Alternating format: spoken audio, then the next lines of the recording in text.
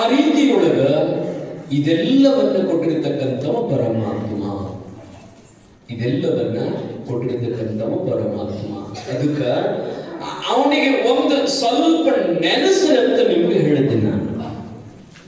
ನೀರಾಗ ಕಾಳು ಹಾಕಿ ನೆನೆಸಿದಾಗ ಮತ್ತು ಭಗವಂತನ ಸ್ಮರಣೆ ನೆನಪು ಮಾಡೋದು. ನೀವು ನೆನೆಸ್ತೀರಲ್ಲ, ಬಹಳ ದಿವಸ ತವ್ರ ಮನೆಗೆ ಹೋದ್ರೆ ಅಂದ್ರೆ ಹಲೋ ನೆನೆಸ್ತೀರಿ, ಗಂಡ ನೆನಪಾಗದಾಗ ಮತ್ತು ಅವನು ನೆನಪಾಗದಾಗ ಮತ್ತೆ ನೆನಪಾಗ್ತಾರೆ. ಸ್ವಾಮಿ ಗಂಡ ನೆನಪಾಗ್ಬೇಕು, ಮಕ್ಕಳು ನೆನಪಾಗ್ಬೇಕು, ಹೆಂಡತಿ ನೆನಪಾಗ್ಬೇಕು. ಹೆಂಗ ನೆನೆಸ್ತೀರಿ? ಇವಾಗ ನಿಮ್ಮ ಗಂಡಗೆ ಹೆಂಗ ನೆನೆಸ್ತೀರಿ? ನಿಮ್ಮ ಮಕ್ಕಳಿಗೆ ಹೆಂಗ ನೆನೆಸ್ತೀರಿ? ನಿಮ್ಮ ತವ್ರ ಮನೆಯಾಗಿದ್ದ ಅವ್ವಗೆ ಹೆಂಗ ನೆನೆಸ್ತೀರಿ? ಅಪ್ಪಗೆ ಹೆಂಗ ನೆನೆಸ್ತೀರಿ? ಅವ್ರೇನು ಬಹಳ ದೊಡ್ಡ ಉಪಕಾರ ಮಾಡಲಿಲ್ಲ ನಿಮಗ, ಆದ್ರ ಬಹಳ ದೊಡ್ಡ ಉಪಕಾರವನ್ನು ಮಾಡಿರ್ತಕ್ಕಂಥವ ಪರಮಾತ್ಮ ಅದನ. ಅವನಿಗೆ ನಿಮಗ ಸಮಯ ಇಲ್ಲ ಅಂತಂದ್ರ ಸ್ವಾಮಿ ನೀನು ಮುಂಜಾನೆಯಿಂದ ಸಾಯಂಕಾಲ ತನಕ ಖಾಲಿ ಇರ್ತಿ, ಇದು ಏನು ಒಂದು ತಾಸು ಹೇಳ್ತೀಯಲ್ಲ ಮುಗಿದ ಮ್ಯಾಲ ರೂಮನ್ಯಾಗ ಹೋಗಿ ಕೂತಂದ್ರ ಚಂಚನಕ ಖಾಲಿನೇ ಖಾಲಿ. ನೀ ಬೇಕಾದಟ್ಟ ನೆನಸಲ್ಲ ಶಿವ ಶಿವ ಶಿವ ಶಿವ ಸಾಹಿತ್ಯಕ ಅಂತೂ ನಡೀತದ. ಸ್ವಾಮಿ ನಮ್ಮದು ಹಂಗಿಲ್ಲ. ನನ್ನ ಗಂಡ, ನನ್ನ ಹೆಂಡತಿ, ನಮ್ಮ ಮಕ್ಕಳು, ನಮ್ಮ ಅತ್ತಿ, ನಮ್ಮ ಮಾವ, ಇದು ಕಾಣತದ ಸಂಸಾರ. ನಮಗ ಸೌಡಿರಂಗಿಲ್ಲ. ಹೆಂಗ ನೆನೆಸ್ಬೇಕು ಸ್ವಾಮಿ ನಾವು ದೇವರಿಗೆ? ಈಗ ಕುಂಡ್ರ ಬಿಡದ ಗಂಡ ಏನಾರ ಸುಸಲ ಮಾಡು, ಚಾರ ಮಾಡು ಅಂತಾನ. ಖಾಲಿ ಕುಂಡ್ರು ಬಿಡಂಗಿಲ್ಲ. ದೇವರಿಗೆ ಹೆಂಗ ನೆನೆಸಬೇಕು ಅಂತಂದಾಗ ನಾನು ನಿಮಗೊಂದು ಮಾತು ಹೇಳಿದೆ. ಟೈಮ್ ಇದ್ದಾಗ ಏನೂ ಕೆಲಸ ಇರಂಗಿಲ್ಲ. ಆ ನಂತರ ನೀವು ಮಲ್ಕೊಳ್ಳಬೇಕು, ಮಲ್ಕೊಳ್ಳಬೇಕು. ಹಾಸಿಗೆ ಹಾಸಿರ್ತೀರಿ, ಗಂಡ ಮಲಗಿರ್ತಾನ, ಮಕ್ಕಳು ಮಲಗಿರ್ತಾವ, ಹಾಸಿಗೆ ಹಾಸಿ ನೀವಿನ್ನೇನು ಮಲಗಬೇಕಂತ ಹೇಳಿ ಏನು ಹಾಸಿಗೆ ಕುಂತಿರ್ತೀರಲ್ಲ, ಕುಂತಾಗ ಕಣ್ಣು ಮುಚ್ಚಿಕೊಂಡ ಅಲ್ಲಿ ಕುಂತ ಚಪ್ಪಗಾಲ ಹಾಕಿ ಕೈ ಮೇಲೆ ಕೈ ಇಟ್ಟು ಹೇ ಪರಮಾತ್ಮ, ಹೇ ಸದ್ಗುರುನಾಥ, ಹೇ ಸಿದ್ಧಾರೂಢ ಒಂದು 5 ಸಾರಿ ಹೇಳಿದ್ದೇ ಇಲ್ಲ. ನೀವು ನಾನು ಸುಳ್ಳು ಹೇಳಕತ್ತೀನಿ, ಹೇಳಿನಿ ಮತ್ತೆ ನೆನೆಸಿರಿ ಮಾಡಿರಿ. ಇಲ್ರಿ ಸ್ವಾಮಿ ನಮ್ಗೆ ಕೇಳುವುದಟ್ಟ ಗೊತ್ತೈತಿ, ಮಾಡುವುದು ಗೊತ್ತಿಲ್ಲ. ಹೌದಿಲ್ಲ? ನೀವೀಗ ಏನು ಹೇಳ್ತೀರಲ್ಲ ಚಂದ ಕೇಳ್ತೀವಿ, ಹೋಗುವಾಗೆಲ್ಲ ಇಲ್ಲೇ ಜಾಡಿಸಿ ಹೋಗ್ತೀವಿ, ಒಂದು ನಾವು ಒಯ್ಯಂಗಿಲ್ಲ. ಹೌದಿಲ್ಲ? ಮುಂಜಾನೆ ಎದ್ದು ಕೂಡಲೇ ಹಾಸಿಗೆಯಿಂದ ಹೇಳ್ತೀರಲ್ಲ, ಹಾಸಿಗೆಯಿಂದ ಹೇಳ್ತೀನಿ ಅಂದ್ರೆ ನಾನು ಎಚ್ಚರಾಗಿ ಎದ್ದು ಕೂತ ಹಾಸಿಗೆ ಮೊದಲು ಎದ್ದು ಕುಂಡಿರ್ತೀರಿ. ಎದ್ದು ಕುಂಡಿರ್ತೀರಿಲ್ಲ? ಏನ್ ನಂದಿಗಳು ಗೊತ್ತಾ? ಹಗ್ಗ ಹಚ್ಚಿ ಬಿಡಿಸ್ಬೇಕು. ನಂದಿಗಳು ಗೊತ್ತಾ? ಹಿಂಗೆ ಹೇಳಂಗಿಲ್ಲ, ಕೂಡಿರ್ತೀರಿ ಮೊದಲು ಹಾಸಿಗೆ. ಎಚ್ಚರಾದ ಕೂಡಲೇ ಎದ್ದು ಏನು ಹಾಸಿಗೆ ಕೂಡಿರ್ತೀರಿ. ಹಾಸಿಗೆ ಕುಂತಾಗ ಅಲ್ಲೇ ನಿದ್ದಿಗಣ್ಣಾಗ ಸ್ವಲ್ಪ ಕಣ್ಣು ಮುಚ್ಚಿ, ಮತ್ತೆ ಹಾಳೆ ನಿದ್ದೆ ಮಾಡಂತ ಹೇಳಂಗಿಲ್ಲ, ಕಣ್ಣು ಮುಚ್ಚಿ ಕುಂತ ಕಣ್ಣು ಮುಚ್ಚಿ ಹೇ ಪರಮಾತ್ಮ, ಹೇ ಪಾಂಡುರಂಗ, ಹೇ ಸಿದ್ಧಾರೂಢ, ಹೇ ಸದ್ಗುರುನಾಥ, ಇವತ್ತು ನಿನ್ನ ದಯದಿಂದ ನಾನು ಕಣ್ಣು ತೆರೆದಿದ್ದೇನೆಪ್ಪ. ನಾನು ಇವತ್ತು ಜೀವಂತವಾಗಿ ಮರಳಿ ಎದ್ದಿದ್ದೇನೆ, ಮತ್ತೊಮ್ಮೆ ಹುಟ್ಟಿದಂಗೆಯಪ್ಪ ಪರಮಾತ್ಮ ನಿನ್ನ ಕೃಪೆಯಿಂದ. ಸಾಯಂಕಾಲ ತನಕ ನನ್ನ ಕೈಯಿಂದ ಅನ್ಯಾಯ ಮಾಡಿಸಬೇಡ, ಅಧರ್ಮ ಮಾಡಿಸಬೇಡ, ಅಲ್ಲದ ಕೆಲಸ ಮಾಡಿಸಬೇಡ. ನನ್ನ ಕೈಯಿಂದ ಇನ್ನೊಬ್ಬರ ಕಣ್ಣೊಳಗೆ ನೀರು ಬರುವಂತ ಕೆಲಸ ಮಾಡಿಸಬೇಡ ಪರಮಾತ್ಮ. ಎಷ್ಟು ಸಾಧ್ಯ ಆಗ್ತದೆ ಅಷ್ಟು ಒಳ್ಳೆಯದು ಮಾಡು ಪರಮಾತ್ಮ ಅಂತ ಹೇಳಿ ಒಂದು 5 ಸಾರಿ ಹೇಳುವಾಗ ನೆನೆಸು ಅಂತ ಹೇಳಿ. ಹೌದಿಲ್ಲ? ಹಾಸಿಗೆ ಎದ್ದು ಕೂಡ ಏನ್ ಮಾಡೋದಿಲ್ಲ, ಅಥವಾ ಎದ್ರ ಸಲಗ ಹೇಳ್ತೀನಿ ಮುಂಜಾನೆ ಈಗ ಹೋಗಿ ಊಟ ಮಾಡಿ ಮಲ್ಕೋತೀರಿ, ಪ್ರಸಾದ ಮುಗುದು, ಪ್ರವಚನ ಮುಗುದು, ಮನೆಗೆ ಹೋಗುತ್ತೀರಿ, ಎಲ್ಲ ಗಂಡಂದು ಮಕ್ಕಳದು ಎಲ್ಲ ಕೆಲಸ ಮುಗಿದ ನಂತರ ಆರಾಮ ಮಲ್ಕೋತೀರಿ. ಮಲ್ಕೊಂಡು ಮುಂಜಾನೆ ಹೇಳ್ತೀರಲ್ಲ, ಯಾಕೆ ಹೇಳ್ತೀರಿ? ಏನ್ರಿ ಸ್ವಾಮಿ ಯಾಕೆ ಹೇಳ್ತೀರಿ ಅಂದ್ರೆ ಅಲ್ಲೇ ಮಕ್ಕೊಂಡು ಬಿಡ್ಬೇಕೇನು? ಇಲ್ಲ, ಮಕ್ಕೋಬೇಡ್ರಿ, ಹೇಳ್ರಿ. ಮುಂಜಾನೆ ಏಳ್ರಿ ಕಾರಣಂಗಿಲ್ಲ. ನನ್ನ ಪ್ರಶ್ನೆ ಏನು ಅಂತಂದ್ರ ಎದ್ರ ಸಲ ಕೇಳ್ತೀರಿ? ಏನ್ ಕೆಲಸದ? ಏನು ಕೆಲಸದ? ಏನು ಸ್ವಾಮಿ ಬಹಳ ಕೆಲಸ ಇರ್ತಾವ. ಮಲಕೊಂಡ್ರೆ ಹೆಂಗ್ ನಡೀತದ, ಹೇಳ್ಬೇಕೇ ಆಗತ್ತದ. ಅದೇ ಇದ ಮಾತ ಬಸವಣ್ಣನವ್ರನ್ನ ಕೇಳ್ಬೇಕಾರ. 12ನೇ ಶತಮಾನದ ಬಸವಣ್ಣವ್ರ ಕೇಳ್ರಿ. ಬಸವಣ್ಣನವರೇ, ಅಪ್ಪ ಬಸವಣ್ಣನವರೇ, ನೀವು ಮುಂಜಾನೆ ಎದ್ದ ಕೂಡಲೇ ಸೂರ್ಯೋದಯಕ್ಕ ಎದರ ಸಲಾಗಿ ಹೇಳ್ತೀನಿ ಅಂತ ಬಸವಣ್ಣಗೆ ಕೇಳಿದ್ರ ಅಪ್ಪ ಬಸವಣ್ಣ ಹೇಳ್ತಾನೆ ಏನಂತಂದ್ರ, ನಾನು ಆರಂಭ ಮಾಡುವೆನಯ್ಯ ಲಿಂಗಾರ್ಚನೆಗೆಂದು. ಬಸವಣ್ಣವ್ರು ಹೇಳ್ತಾರೆ, ನಾನು ಆರಂಭ ಮಾಡುವೆನಯ್ಯ ಲಿಂಗಾರ್ಚನೆಗೆಂದು, ನಾನು ವ್ಯವಹಾರ ಮಾಡುವೆನಯ್ಯ ಜಂಗಮಾರ್ಚನೆಗೆಂದು, ಮುನ್ನ ಶಾವದಲೆದ್ದು ಲಿಂಗದ ಅಂಗ್ರಿಯ ಮುಟ್ಟಿ.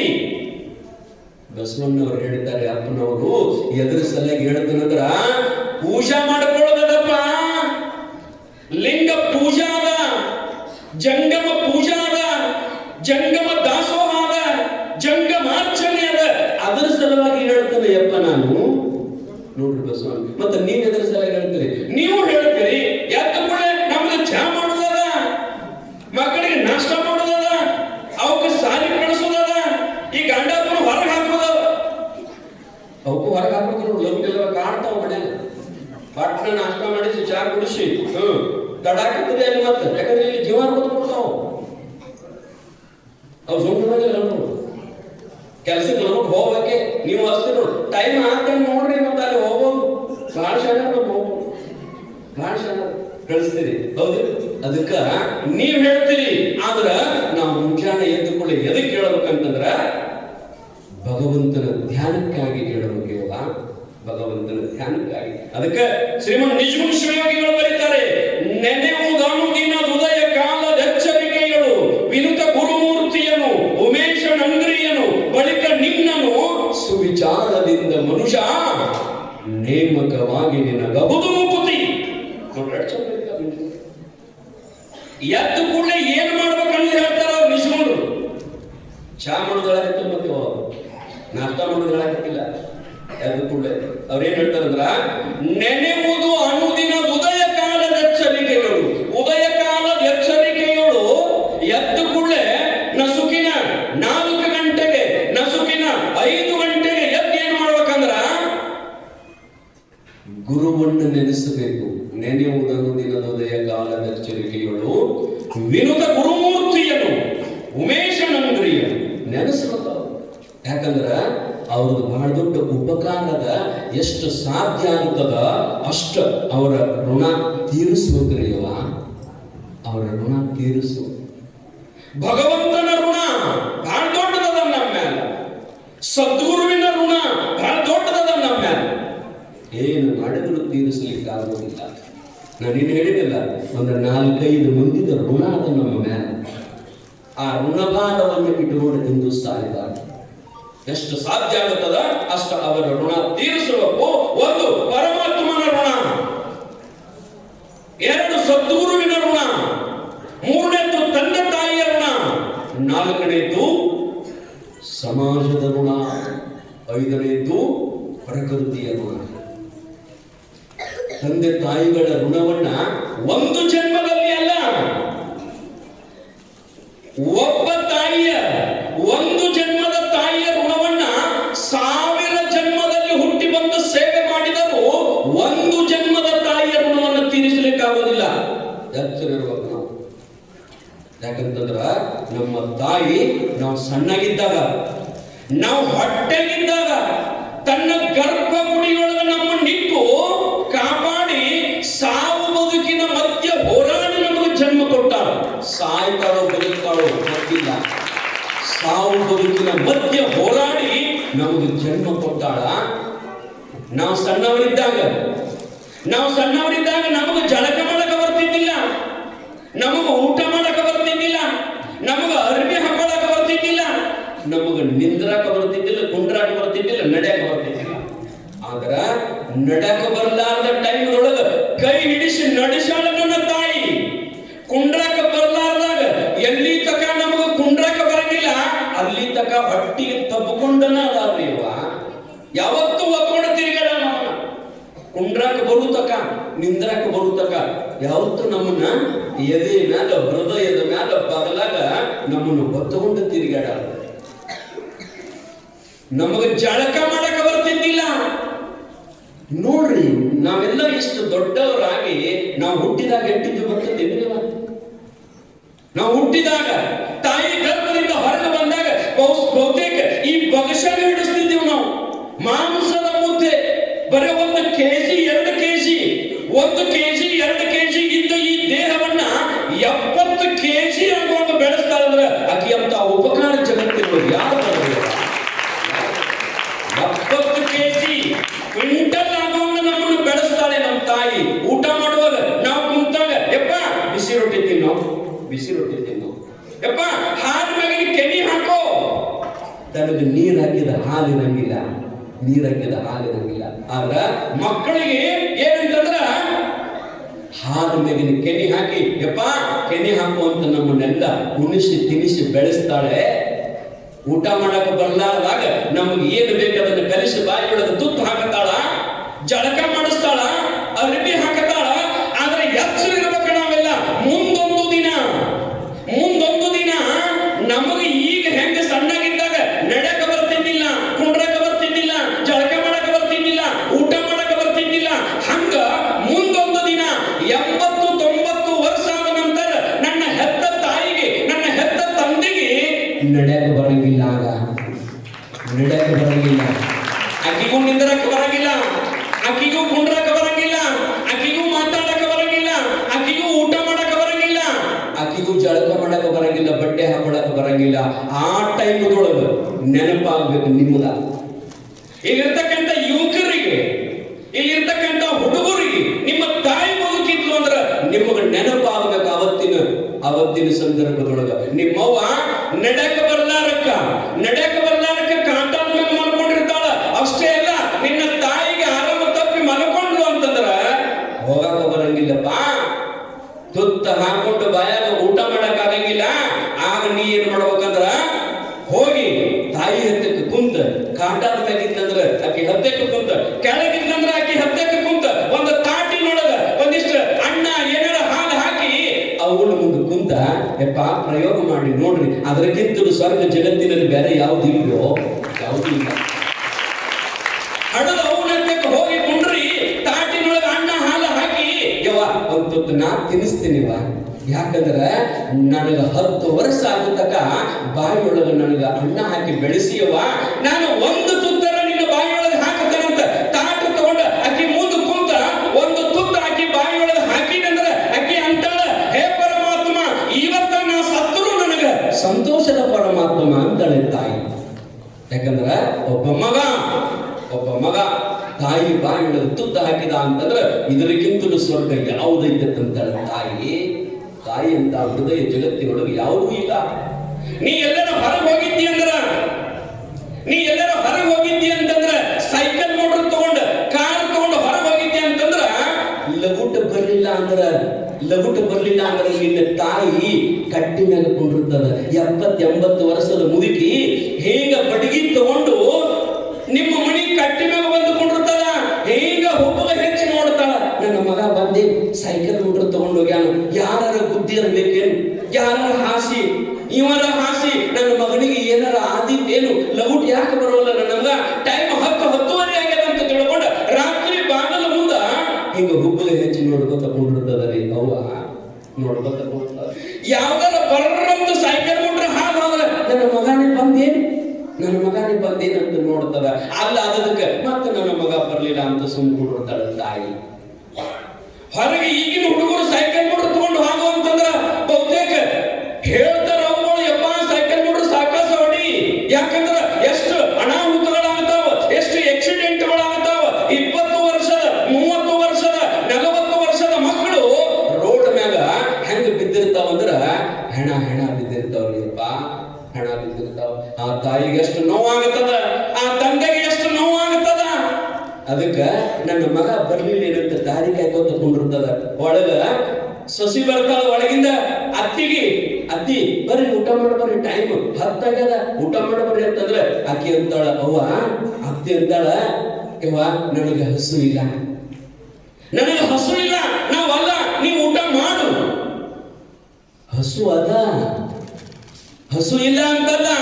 ಯಾಕೆ ಹಸು ಇಲ್ಲ ಅಂತ ಅಂದ್ರ ಇನ್ನೂ ನನ್ನ ಮಗ ಬರುವುದಲ್ಲ, ನನ್ನ ಮಗ ಬಂದ ಅಂದ್ರೆ ನಾನು ಊಟ ಮಾಡಿದ್ರು ಒಟ್ಟ ಬಿಟ್ಟರು ಒಟ್ಟ ಅಂತ ತಿಳ್ಕೊಂಡು ಮಗನ ದಾರಿ ಕಾಯ್ಕೋತ ಕುಂದಿರ್ತಾಳ್ರಿ ಅವ. ದಾರಿ ಕಾಯ್ಕೋತ ಕುಂತ ನಂತರ ಅದ ನಿನ್ನ ಹೆಂಡತಿ ಒಳಗೆ ಹೋಗಿ ಒಂದಲ್ಲ ಎರಡಲ್ಲ 4 ರೊಟ್ಟಿ ತಿಂದು ಒಂದು ಬೋಗಣಿ ಅನ್ನ ಖಾಲಿ ಮಾಡಿ ಜಗ್ಗಲ್ ಕೊಟ್ಟು ಬ್ಲ್ಯಾಂಕೆಟ್ ಹೊತ್ಕೊಂಡು ನಿದ್ದಿನೇ ಚಾಲು. ಆದ್ರೆ ತಾಯಿ ಹಂಗ ಮಾಡಂಗಿಲ್ಲ. ಬರ್ತಾನೆ ನಮ್ಮಲ್ಲ ಅಂತ ಕಾಯ್ಕೋತ ಕುಂತಿರ್ತಾಳ. ಸೈಕಲ್ ಮೋಟರ್ ತಗೊಂಡು ಬರ್ತಾನೆ. ಬಂದ ಮನಿ ಮುಂದೆ ಸೈಕಲ್ ಮೋಟರ್ ಹಸ್ತಾನ. ಕಟ್ಟಿ ಮೇಲೆ ತಾಯಿ ಕುಂತಿರ್ತಾಳ. ನಾಲಾಯಕ ಮಾತಾಡ್ಸಂಗಿಲ್ಲ ತಾಯಿಯನ್ನು ಮಾತಾಡ್ಸಂಗಿಲ್ಲ. ಸೈಕಲ್ ಮೋಟರ್ ತರಲಿ ಬಡಕಿನ ಬಾಗಲ ತೆರೆದು ಒಳಗೆ ಬಂದು ಈಗೇನು ಹೊತ್ಕೊಂಡು ಮಕ್ಕೊಳ್ಳಲ್ಲ ಮೋತಿ ಮೇಗಿಂದ ತೆಗೆದು ಹೆಂಡತಿಗೆ ಕೇಳ್ತಾನ, ಊಟ ಮಾಡಿ. ಹೆಂಡತಿ ಕೇಳ್ತಾನ, ಊಟ ಮಾಡೇ ಮಲ್ಕೊಂಡಾಳ.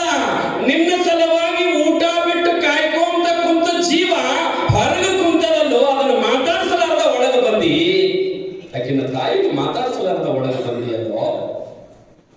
ಆಕೆ ಉಂಡ ಮಲ್ಕೊಂಡಾಳ. ಆ ನಂತರ ಕೇಳ್ತಾನೆ ಏನಂತಂದ್ರ ಊಟ ಮಾಡಿ ಅಂತ ಕೇಳಿದ್ರ ಆಕೆ ಅಂತ ಮತ್ತೆ ನೀ ಬರುತ್ತಕ ಕಾಯ್ಕೋತಕೊಂಡ್ರಲ್ಲೇನು, ನೀನು ಬಾರಕ ಬರಾವ 2ಕ್ಕೆ ಬರಾವ ಹೆಂಗ್ ನೋಡ್ಬೇಕು, ಮಕ್ಕಳು ಅವು ಉಂಡವ. ಆ ನಂತರ ಕಡಿಗೊಂದು ಮಾತಂತಾನ ಹೆಂಡತಿ ಮುಂದ. ಏನಂತಾನಂತಂದ್ರ ಮುದಿಕೆ ಉಂಡದ ಕೇಳ್ತಾನ. ಏನು ಮುದಿಕೆ ಉಂಡದ? ಹಿಂದೆ ಬರಾಕತ್ತಿದ್ಲಕ್ಕಿ ಪಾಪ. ಆಕಿ ಅಂದು ನೋವು ಆಗಲಿಲ್ಲ ಆಕೆಗೆ. ಮಗ ನಾನು ದಾರಿ ಕಾಯ್ಕೋತ ಕೂತಿದ್ದೀನಿ ಮಗನಿಗಾಗಿ. ಒಳಗೆ ಹೋದ, ಹೆಂಡತಿಗೆ ಕೇಳ್ದ, ನಾನು ಕೇಳಿಲ್ಲ ಅಂತ ತಿಳ್ಕೊಂಡು ಆಕಿ ತಪ್ಪು ತಿಳ್ಕೊಳ್ಳಿಲ್ಲ. ಯಾಕಂದ್ರೆ ತಾಯಿ ಹೃದಯ ಎಂತದ, ನನ್ನ ಮಗ ನನ್ನ ಹೆಂಡತಿ ಚಂದಿದ್ರೆ ಸಾಕಯ್ಯಪ್ಪ, ನನ್ನ ಕಣ್ಣಿಗೆ ಅದು ಬಿಟ್ಟರೆ ಬೇರೆ ಏನು ಬೇಕಾಗಿಲ್ಲ. ನನ್ನ ಮಗ ನನ್ನ ಆಕೆ ಸೊಸಿ ಚಂದಿದ್ರೆ ಸಾಕ, ನನ್ನ ಊಟ ಕೇಳಿಲ್ಲ ಅಂದ್ರೆ ಬಿಡ್ಲಿ, ನಾವು ಚಂದಿದ್ರೆ ಸಾಕಂತ ಬಡಿಗೆ ತಗೊಂಡು ಹುಡ್ಕೋತ ಹಗರ್ಕ ಒಳಗೆ ಬರಾಕತ್ತಿದ್ಲು. ಬರುವಾಗ ಇವ ಅವನ ಹೆಂಡತಿನ ಕೇಳ್ತಾನ. ಹೆಂಡತಿ ಮುಂದೆ ತಾಯಿಗೆ ಎಂತ ಮಾತಾಡ್ತಾನ ನೋಡ್ರಿ. ಕಡೆಗೆ ಒಂದು ಮಾತು ಅಂತಾನ. ಏನಂತಂದ್ರ ಮುದಿಕೆ ಊಟ ಮಾಡ್ಯದ. ನಾಲಾಯಕ, ನಿನ್ನ ಬಾಯಿಲೆ 9 ತಿಂಗಳು ಹೊತ್ತು ಹೆತ್ತು ಸಾಕಿ ಸವಿರತಕ್ಕಂಥ ತಾಯಿಗೆ ನಿನ್ನ ಬಾಯಿಂದ ಅವ್ವ ಅಮ್ಮ ತಾಯಿ ಅಂತಕ್ಕಂಥ ಶಬ್ದ ಬರಲಿಲ್ಲಲ್ಲ, ಮುದುಕಿ ಅಂದಿಯಲ್ಲೋ. ಹಡದವು ಮುದುಕಿ ಅಂದಿಯಲ್ಲಪ್ಪ. ಆ ತಾಯಿಗೆ ಇನ್ಕತಕ ಏನು ಅನಿಸಿದ್ದಿಲ್ಲಂತ. ಹೆಂಡತಿ ಮುಂದೆ ನೀ ಯಾವಾಗ ಮುದುಕಿ ಅಂದಲ್ಲ, ಆಕಿ ಕರಡ ಹಿಂಗೆ ಹಿಡಿದು ಜಗ್ಗಿ ಹೊರಗೆ ಹೋದಂಗ ಆತಂತ ತಾಯಿ. ನನ್ನ ಮಗ ನನಗ ಅವ್ವ ಅನ್ಲಿಲ್ಲಲ್ಲ, ಮುದುಕಿ ಅಂದಲ್ಲ ಅಂತ ತಿಳ್ಕೊಂಡು ಆಕಿ ಮನಸ್ಸಿಗೆ ನೋವಾಯ್ತಂತ. ಯಪ್ಪ, ನಿಮ್ ಮನೆಯೊಳಗೆ ಒಂದು ಆಕಳ ಸಾಕಿದ್ದೀರಿ ಅಂದ್ರೆ, ನಿಮ್ ಮನೆಯೊಳಗೆ ಆಕಳ ಸಾಕಿದ್ದೀರಿ ಅಂದ್ರೆ ಆಕಳ ತನ್ನ ತಾಯಿಯನ್ನ, ಆಕಳ ಕರು ತನ್ನ ತಾಯಿಯನ್ನು ಏನಂತ ಕರೀತದ? ಅದು ನಿಮ್ಮ ಮನೆಯಾಗ ಆಕಳ ಇರ್ಲಿಲ್ಲ ಅಂದ್ರೆ ನಿಮ್ಗೆ ಗೊತ್ತಿರ್ತದ. ಆಕಳ ಕರ ಅವ್ರ ಅವನು ಹೆಂಗ್ ಕರೀತದ? ಇವ ಆಕಳ ಕರ ತನ್ನ ತಾಯಿಯನ್ನು ಹೆಂಗೆ ಕರೀತದಂದ್ರ ಅಂಬಾ ಅಂತ ಕರೀತದ. ಅಂಬಾ ಅಂದ್ರೆ ಏನು? ಇದು ಸಂಸ್ಕೃತ ಶಬ್ದ. ಅಂಬಾ ಅಂದ್ರೆ ತಾಯಿ. ಆಕಳು ದೇವಲೋಕದ ಕಾಮಧೇನು. ಇದು ದೇವಲೋಕದಿಂದ ಬಂದದ್ದು. ದೇವಲೋಕದ ಭಾಷೆ ಸಂಸ್ಕೃತ. ಈ ಆಕಳು ಸಂಸ್ಕೃತದೊಳಗೆ ತನ್ನ ತಾಯಿಯನ್ನ ಅಂಬಾ ಅಂತ ಕರೀತದ. ಅಂಬಾ ಅಂತಂದ್ರೆ ತಾಯಿ. ಅಂಬಾ, ಮಾರಿಕಾಂಬ, ಜಗದಾಂಬ, ಕಾಳಿಕಾಂಬ. ಅಂಬ ಅಂದ್ರೆ ದೇವರು.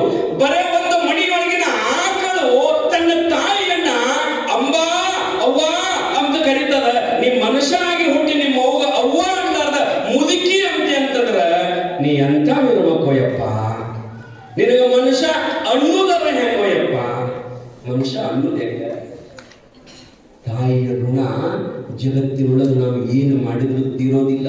ಅದಕ್ಕೆ ನಾ ಮೇಲೆ ಹೇಳ್ತಿರ್ತೀನಿ ಏನಂತಂದ್ರ, ನೀವು ನಮಸ್ಕಾರ ಮಾಡಕ್ ದೇವರಿಗಂತ ತಿಳ್ಕೊಂಡ ಊರಿನ ಎಲ್ಲ ದೇವರಿಗೆ ಅಡ್ಡಾಡ್ತೀರಿ. ಮುಂಜಾನೆ ಎದ್ದು ಕೂಡಲೇ ಊದಿನ ಕಡ್ಡಿ ತಗೊಂಡ ಅಷ್ಟೇ ಅಲ್ಲ, ಜೀಪ್ ಮಾಡಿಕೊಂಡು ಕಾಶಿ, ಕೇದಾರ, ಮಂತ್ರಾಲಯ, ಧರ್ಮಸ್ಥಳ ಎಲ್ಲ ಕಡೆಗೆ ಅಡ್ಡಾಡ್ತೀರಿ ದೇವರ ಸಲುವಾಗಿ. ನಾಂತೀನಿ ಅಷ್ಟೆಲ್ಲ ದೇವರಿಗೆ ಅಡ್ಡಾಡಿ ನಮಸ್ಕಾರ ಮಾಡೋಕ್ಕಿಂತಲೂ ಮುಂಜಾನೆ ಎದ್ದು ಕೂಡಲೇ ನಿಮ್ಮ ಮನೆಯೊಳಗೆ ಬದುಕಿರ್ತಕ್ಕಂಥ ತಾಯಿಯ ಪಾದಕ್ಕೆ ಒಂದು ಸಾರಿ ಹಣಿ ಹಚ್ಚಿ ನಮಸ್ಕಾರ ಮಾಡಿದ್ರ ವಿಶ್ವದ 3 ಕೋಟಿ ದೇವತೆಗಳಿಗೆ ನಮಸ್ಕಾರ ಮಾಡಿದ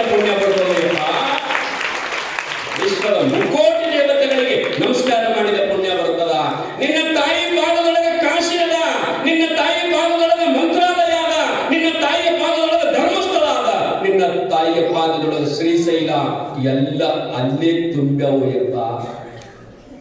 ಗೊತ್ತಾಗಿಲ್ಲ ನಮಗ.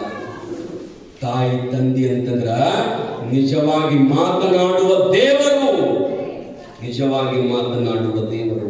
ಯಾವ ಮಗನು ಹೆತ್ತ ತಂದೆ ತಾಯಿಗಳ ಕಣ್ಣೊಳಗೆ ಒಂದು ಹನಿ ನೀರು ಬರಲಾರ್ದಂಗ ಬದುಕಿದ ಅಂತಂದ್ರ ಅವ ಮನುಷ್ಯತ್ವದಿಂದ ಬದುಕಿದಂಗ, ಅವನಿಗೆ ಸ್ವರ್ಗ ಸಿಗಬಹುದು. ಯಾವ ಮನುಷ್ಯ ಮನೆಯೊಳಗ ತಂದೆ ತಾಯಿಗಳನ್ನ ಬೈದು ಅವರಿಗೆ ಅನ್ನ ಹಾಕಂಗಿಲ್ಲ, ಅವರಿಗೆ ಬಟ್ಟೆ ಕೊಡಂಗಿಲ್ಲ, ತಾನು ತನ್ನ ಹೆಂಡತಿ ತಾಯಿಯನ್ನ ಬೈದು ವಿಶ್ವದ ಯಾವ ಮೂಲೆಯಲ್ಲಿ ದೇವರಿಗೆ ಆದರೂ ನಿಮಗೆ ದೇವರು ಎಂದೂ ಒಳ್ಳೆಯದು ಮಾಡೋದಿಲ್ಲ. ಇದು ಪಕ್ಕ ತಿಳ್ಕೋಬೇಕು, ಎಂದೂ ಒಳ್ಳೆಯದು ಮಾಡೋದಿಲ್ಲ.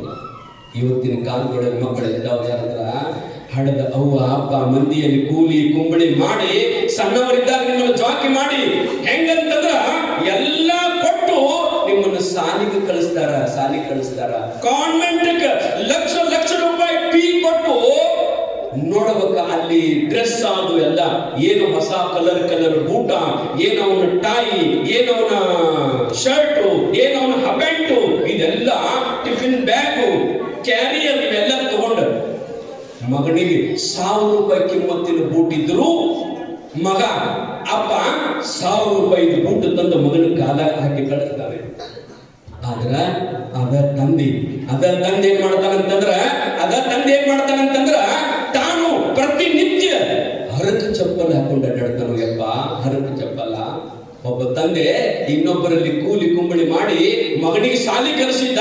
ಮಗನಿಗೆ ಸಾಲಿ ಕಲಿಸಿ ಏನಂತಂದ್ರ MBBS ಅಡ್ಮಿಷನ್ ಮಾಡಿಸಿದ. ಮಗ ಸಾಲಿ ಕಲಿಯಾಕತ್ತಿದ. ಬೆಂಗಳೂರು, ಮುಂಬೈ, ಹೈದರಾಬಾದ್ ಅಂತ ದೊಡ್ಡ ಸಿಟಿ ಒಳಗ ರೂಮ್ ಮಾಡಿ, ಹಾಸ್ಟೆಲ್ ಮಾಡಿ ಅವನಿಗೆ ತಿಂಗಳ 10,000 ರೂಪಾಯಿ ಫೋನ್ ಪೇ ಮಾಡ್ತಿದ್ದ. ಇಲ್ಲಿ ಮುಂದಿಯಲ್ಲಿ ಕೂಲಿ ಮಾಡ್ತಿದ್ದ ಅಪ್ಪ, ಮುಂದಿಯಲ್ಲಿ ಕೂಲಿ ಮಾಡ್ತಿದ್ದ. ಒಂದಿನ ಮಗ ಬಂದ, MBBS ಮಾಡೋ ಮಗ ಬಂದ. ಅಪ್ಪ ಪಡಸಲ ಮಲ್ಕೊಂಡಿದ್ದ. ದ್ಯಾವೆ ಹಿಂಗ ಪಡಸಲ ಮ್ಯಾಲಿತ್ತು. ಅಪ್ಪ ಮಲ್ಕೊಂಡಿದ್ದ. ಏನ್ ಮಾಡ್ತಾರ ತೊಲೆಬಾಗಲ ಕಡೆ ಹಿಂಗ ಅಂಗಾಲ ಮಾಡ್ಕೊಂಡು ಮಲ್ಕೊಂಡಿದ್ದ. ಅಪ್ಪ ಅಂಗಾಲ ತೊಲೆಬಾಗಲ ಕಡೆ ಮಾಡ್ಕೊಂಡು ಮಲ್ಕೊಂಡಿದ್ದ. ಪರಂತು ಅವನ ಕಾಲ್ ಹೆಂಗಾಗಿತ್ತು ಅಂತಂದ್ರೆ ಕೆಲಸ ಮಾಡಿ ಹಾಕೊಳ್ಳಾಕ ಕಾಲ ನಿಲ್ಲದಕ್ಕೆ ಕಲ್ಲಾಗ ಮುಳ್ಳಾಗ ರೊಜ್ಜಿನಾಗ ಅಡ್ಡಾಡಿ ಕಾಲ ಹೊಲಸಾಗಿ ಹಿಂಬಡ ಎಲ್ಲನೂ ಇವೆಲ್ಲ ಸುತ್ತರಿಗಿದ್ದು ಶೀಡಿದ್ದು. ಎಷ್ಟು ಶೀಡಿದ್ದು ಅಂದ್ರ ಬಹುತೇಕ ರಕ್ತ ಬರುವಂಗ ಶೀಡಿದ್ದು ಕಾಲೆಲ್ಲ. ಅಂತ ಶೀಡಿದ ಹೊಲಸ ಅಂಗಾಲ ಮುಂದೆ ಹಿಂಗ್ ಮಾಡ್ಕೊಂಡು ಮಕ್ಕೊಂಡಿದ್ದ. ಮಗ ಎದುರುಗಡೆ ಬಂದ. ಅವಂದ್ರ ಯಾರು ನಮ್ಮ ಮನೆಯ ಕಾಲು ನೋಡ್ಬೇಕಂತೇಳಿ ಹಂಗ ಮುಂದೆ ಬಂದ. ಕೆಟ್ಟ ಹೊಲಸಾಗ್ಯಾವ, ಕೆಟ್ಟ ಒಡದವ ಕಾಲ. ನಾನು ಬಂದ ನೋಡಿದ. ಅವ್ರ ಅಪ್ಪ ಎಬ್ಸಿದ. ಯಪ್ಪ ಅಂದ. ಯಾಕೋ ಯಪ್ಪ, ಯಾವಾಗ ಬಂದ ಮಗನಿ, ಯಾವಾಗ ಬಂದ ಯಪ್ಪ ಅನ್ನಕತ್ತಿದ. ನಾ ಯಾವಾಗಾರ ಬರ್ಲಿ ನೋಡಿ ನಿನ್ ಕಾಲ್ ನೋಡೋದಿಟ, ಕಾಲರ ನೋಡ್ಕೊಂಡು ನೀನು. ಅವಂದ ಏನಾಗ್ಯಾವಪ್ಪ ನನ್ನ ಕಾಲಿಗೆ, ಏನಾಗ್ತಾವ ನೋಡಿ, ಎಷ್ಟು ಹೊಲಸಾಗ್ಯಾವ, ಎಷ್ಟು ಒಡದಾವ, ಎಷ್ಟು ರಕ್ತ ಬರಾಕತ್ತಾವ ನೋಡು, ಕಾಲು ಹೆಂಗಾಗ್ಯಾವ. ಒಂದ್ ಈಟರ ಗೊತ್ತಾಗುತ್ತದ ಇಲ್ಲ ನೋಡು ನನ್ನ ಕಾಲು ಹೆಂಗದಾವ ಅಂತ ತಿಳ್ಕೊಂಡು ಹೊಸ ಬೂಟ್ ಹಾಕೊಂಡಿದ್ದ. ಬೂಟ್ ಕಳೆದ, ಬೂಟಿನೊಳಗೆ ಕಾಲ್ ಚೀಲ ಹಾಕೊಂಡಿದ್ದ. ಕಾಲ್ ಚೀಲ ತೆಗೆದ. ಅವನು ಕಾಲಿಗೆ ಹೆಂಗಂತಂದ್ರ ಹಾಸ್ಟೆಲ್ದೊಳಗ ಮೈಸೂರು ಸ್ಯಾಂಡಲ್ ಕಾಲಿಗೆ ಸಾಬನ ಹಚ್ಕೊತಿದ್ದವ. ಅಪ್ಪಗ ಮೋತಿಗೆ ಸಾಬನಿಲ್ಲ ಮನ್ಯಾಗ. ರೊಕ್ಕ ಕಳಿಸ್ತಿದ್ದಲ್ಲ ಅಪ್ಪ, ಅಂಗಾಲಿಗೆ ಸಾಬನ ಹಚ್ಕೋತಿದ್ದ. ಅಂಗಾಲ ಹೆಂಗ್ ಕಾಣ್ತಿದ್ದು ಅಂತಂದ್ರ ನಮ್ಮ ಮುಖದ ಮ್ಯಾಗ ಗಲ್ ಹೆಂಗಿರ್ತದಲ್ಲ, ಎಷ್ಟು ಮೃದು ಅಷ್ಟು ಸೂಕ್ಷ್ಮ ಇದ್ದು ಅಂಗಾಲ. ಅಪ್ಪಗೆ ತೋರಿಸಿದ. ಯಪ್ಪ ನೋಡು ನನ್ನ ಕಾಲ ಹೆಂಗದವ, ನಿನ್ನ ಕಾಲ ನೋಡಿ ಹೆಂಗಾಗ್ಯಾವ ಅಂತಂದಾಗ ಅಪ್ಪ ಕಣ್ಣಾಗ ನೀರು ತಂದೊಂದು ಮಾತು ಹೇಳಿದ. ಯಪ್ಪ ಮಗನೇ, ನನ್ನ ಕಾಲ ಹಿಂಗ ಆಗ್ಯಾವಂತ ತಿಳ್ಕೊಂಡು ನಿನ್ನ ಕಾಲ ಹಂಗದಾವೋ. ನನ್ನ ಕಾಲ ಹಿಂಗ ಆಗಿರ್ಲಿಲ್ಲ ಅಂದ್ರೆ ನಿನ್ನ ಕಾಲನ ಹಂಗಿರ್ತಿದ್ದಿಲ್ಲ, ನಿನಗೆ ನಡೆಯಕ ಕಾಲ ಇರ್ತಿದ್ದಿಲ್ಲ ಮಗನ. ಅಪ್ಪ ಹೇಳಿದ. ಅಪ್ಪನ ಕಾಲ ಹಂಗಾಗ್ಯಾವಂದ್ರೆ ಯಾಕಂದ್ರ ಮಗನಿಗಾಗಿ ದುಡಿದು ಹಂಗಾಗ್ಯಾವ. ಸಾಲಿ ಕಲಿಸ್ತೀವಿ ಮಕ್ಕಳಿಗೆ, ಸಾಲಿ ಕಲಿಸಿ ದೊಡ್ಡ ಇಂಜಿನಿಯರ್ ಮಾಡಿ ಎಲ್ಲಂತಂದ್ರ ಬಹುತೇಕ ಅಮೆರಿಕಾದಂತಹ ದೊಡ್ಡ ಸಿಟಿಯೊಳಗೆ ನಮ್ಮ ಮಕ್ಕಳಿಗೆ ನೌಕರಿ ಬರಲಿ, ತಿಂಗಳಿಗೆ ₹1,00,000 ಆಗಲಿ, ವರ್ಷಕ್ಕೆ 10-20 ಲಕ್ಷ ರೂಪಾಯಿ ಪ್ಯಾಕೇಜ್ ಇಲ್ಲ ಅಂತ ತಿಳ್ಕೊಂಡು ನಮ್ಮ ಮಕ್ಕಳಿಗೆ ದೂರ ಕಳಿಸ್ತೀವಿ. ಆದ್ರೆ ಕೊನೆಗೆ ನಮ್ಮ ವ್ಯವಸ್ಥೆ ಏನಾಗುತ್ತದಂದ್ರ ಗಂಡ ಹೆಂಡತಿ ಮುದುಕಿ ಇಲ್ಲೇ ಮನ್ಯಾಗ ಒದ್ದಾಡಿ ಸಾಯುವ ಪರಿಸ್ಥಿತಿ ಬರ್ತದ್ರಿಪ್ಪ. ಯಾಕಂದ್ರ ಅವ್ರು ಬರಂಗಿಲ್ಲ, ಅವ್ರ ಹೊಳೆ ಊರಿಗೆ ಬರಂಗಿಲ್ಲ. ನಿಮ್ಮದ್ರೊಳಗೆ ನೀವ ಬಿದ್ದು ಒದ್ದಾಡಿ ಸಾಯ್ಬೇಕು. ಅವ್ರು ಇಲ್ಲಿ ಬರಂಗಿಲ್ಲ. ಮೊನ್ನೊಂದು ಮೊಬೈಲ್ದಾಗ ನೋಡಿ ನಾನು ಏನಂತಂದ್ರ, ಇದು ನಡೆದ ಘಟನೆ. ರಿಟೈರ್ಡ್ ಈ ಯುದ್ಧದೊಳಗ ಒಬ್ಬ ದೊಡ್ಡ ಅಧಿಕಾರಿ, ಅವ ಬಾರ್ಡರ್ದೊಳಗೆ ಇರ್ತಕ್ಕಂತ ಸೈನಿಕ ಮೇಲೆ ಅಧಿಕಾರಿ ಅಂತವ ರಿಟೈರ್ಡ್ ಆಗಿ ಬಂದಿದ್ದ. ಇಬ್ಬರು ಗಂಡು ಮಕ್ಕಳನ್ನ ಹೆಂಗಂತಂದ್ರ ವಿಶ್ವದ ಶ್ರೇಷ್ಠ ಯೂನಿವರ್ಸಿಟಿ ಒಳಗ ಅವರಿಗೆ ಲಕ್ಷ ಲಕ್ಷ ರೂಪಾಯಿ ಖರ್ಚು ಮಾಡಿ ಚಲೋ ಶಾಲೆ ಕಲಿಸಿದ್ದ. ಅಮೇರಿಕಾದೊಳಗೆ ಇಬ್ಬರು ಮಕ್ಕಳಿದ್ರು. ವರ್ಷಕ್ಕೆ 10-15 ಲಕ್ಷ ರೂಪಾಯಿ ಅವರಿಗೆ ಪೇಮೆಂಟ್ ಇತ್ತು. ಮಣಿಯೊಳಗ ಊರೊಳಗ ತಾಯಿ ಸತ್ತಿದ್ಲು. ಅಂದ್ರ ಆ ಸಾಯಿಬರು ಹೇಳಿ ಸತ್ತಿದ್ಲು. ಫೋನ್ ಮಾಡಿದ್ದ ಅಗಾವ. ಅದರೊಳಗ ಒಬ್ಬ ಮಗ ಬಂದ. ಇನ್ನೇನು ಎಲ್ಲ ಸ್ವಚ್ಛ ಮಾಡಿದ್ರು, ಕಟ್ಟಿಗೆ ಬಟ್ಟಿದ್ರು, ಮ್ಯಾಲ ಹಾಕಿದ್ರು ತಾಯಿಗೆ. ಸಣ್ಣ ಹಿರಿ ಮಗ ಬಂದಿದ್ದ. ಅಪ್ಪ ಕೇಳ್ತಾನ, ಯಾಕೆ ಮತ್ತ ಇನ್ನ ನಿಮ್ಮ ಅಣ್ಣ ಬರ್ಲಿಲ್ಲಲ್ಲ, ಯಾಕೆ ಅಂತಂದಾಗ, ಇಲ್ಲಪ್ಪ ಬರ್ಬಹುದು, ಲೇಟ್ ಆಗ್ಬಹುದು, ನೀವು ಕೆಲಸ ಚಾಲು ಮಾಡ್ರಿ, ಹಚ್ಚರ ಬೆಂಕಿ. ಅವಂದ, ಅಲ್ಲೋ ಹಿರಿ ಮಗ, ಮನೆ ಹಿರಿ ಮಗ ಸಾಯುವಾಗ ಸಂಸ್ಕಾರದೊಳಗ ಎಲ್ಲದಕ್ಕೂ ಹಿರಿ ಮಗ ಮುಂದಿರ್ಬೇಕಂತ ನೇಮದ. ಅವನೇ ಬರ್ಬೇಕಲ್ಲೋ, ಬೆಂಕಿ ಹಚ್ಚಕ್ ಅವನೇ ಇರ್ಬೇಕಲ್ಲೋ. ಅವ ಕಡಿಕ ಅಪ್ಪನ ದೂರ ಕರ್ಕೊಂಡು ಹೋಗಿ ಹೇಳಿದ, ಯಪ್ಪ ಅವ ಬರಂಗಿಲ್ಲ. ಯಾಕಂದ್ರ ನನಗೆ ಹೇಳಿ ಕಳ್ಸಣ ಏನಂತಂದ್ರ, ತಮ್ಮ ಅವು ಸತ್ತಾಗ ನೀ ಹೋಗು, ಮುಂದೆ ಅಪ್ಪ ಸಾಯ್ತಲ್ಲ ಆಗ ನಾ ಹೋಗ್ಕಣಂತ ನನ್ನ ಮುಂದೆ ಹೇಳಿ ಕಳ್ಸಣ. ನೋಡ್ರಿ ಹೆಂಗ ಪಾದ ಹಂಚ್ಕೊಂಡಿರ್ಬೋದು ಮಕ್ಕಳು. ಅವು ಸತ್ತಾಗ ನೀ ಹೋಗು, ಅಪ್ಪ ಸತ್ತಾಗ ನಾ ಹೋಗ್ಕಣಂತಂದಾಗ ಅಪ್ಪನಿಗೆ ಶಿಡಿಲು ಬಡದಂಗಾಯ್ತು.